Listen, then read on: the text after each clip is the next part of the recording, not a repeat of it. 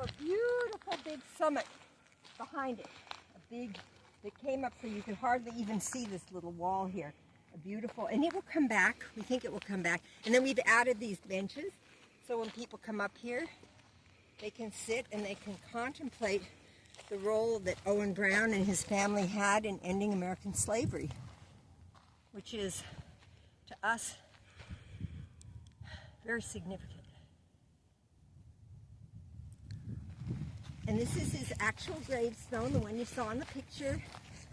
And we recreated the surround. It looks exactly like it did when they put in this gravestone in 1898. But this is the gravestone that was lost, kicked over down the hill, and finally removed by a previous owner who wanted to build his dream house up here. Even though there's really no road access, no water, no utilities, one very determined, very rich person could have built a home up here because it is zoned residential, because it's considered part of the meadows. So, we're so happy it didn't burn. And Owen would be happy to know that his gravesite has been designated an official LA landmark as of December 12th, 2024.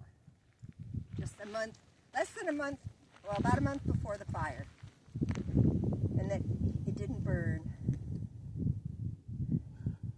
And so people come up here all the time. I mean, maybe a little bit less now because a lot of people think that the forest is closed, but this part is actually not closed. And you can come up here now. His death anniversary was the day when the fires were happening. The day after, January 9th. He actually died January 8th. It's a mistake on the headstone. And our friend made these benches, and look at this Canary Island pine. This is a tree that was cut down in Altadena that came down after the big wind of 2012. So the history that is kind of physically embodied in this pilgrimage spot it's really like all sorts of circles closing, and so I find it a very moving place to be. A lot of people do, and a lot of kids are going to be learning about this history and what it took to end slavery. In 1859, when John Brown, Owen's father, did the raid on Harper's Ferry, and earlier during Bleeding Kansas, when he was fighting against people making Missouri a slave state, they had no idea that a few years later, in 1865, slavery would be put to an end in our country. So it makes you think, people fighting the good fight for something with others. He worked with Harriet Tubman, he worked with Frederick Douglass.